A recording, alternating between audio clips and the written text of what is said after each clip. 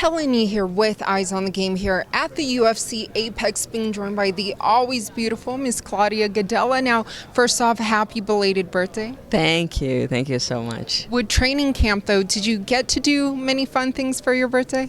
No, I didn't. I just went out with my friends and we kind of ate a little bit, but it was like a month out of my fight, so I couldn't do a lot. After Saturday, I'll celebrate my birthday. Yes, saving the big celebration for after on Saturday. Where do you think beating her takes you? It takes me back to the top. You know, Alexa, it's been a great fighter. You know, she's an amazing fighter. She's in the top 10, of course, for a reason, you know, and beating her, it takes me back to where I was for the last 10 years of my life. Well, speaking of being at the top, you are one of the pioneers of women's MMA. You've been at the top for such a long time. I noticed in UFC Embedded, you said that you lost some motivation until you kind of changed camps. What was that thing that helped bring that motivation and fire back in you? I feel like hanging out with fighters like Frankie Edgar, Eddie Alvarez, you know, Sajara, the blonde fighter, and coaches like Mark Henry and Ricardo brought me back, you know, like I feel like I'm having fun now doing this again. You know, the last couple of years I was just going to the gym just to get a workout, and it felt like I wasn't evolving, and that didn't make me any happy, you know.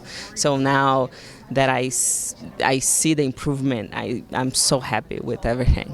What is the biggest thing you can take away from being coached under Coach Mark and Ricardo? They teach me a lot about life and about fighting as well. You know, it's not only about fighting. You know, they treat me as a family. You know, they brought me to the team and they treat me like a daughter. You know, and I feel like that's what I was missing here. You know, I moved from Brazil to this country by myself. It's very hard, you know, it was a big transition in my life, and I was by myself. So now I feel like I have a family behind me. I have people that support me and are there for me.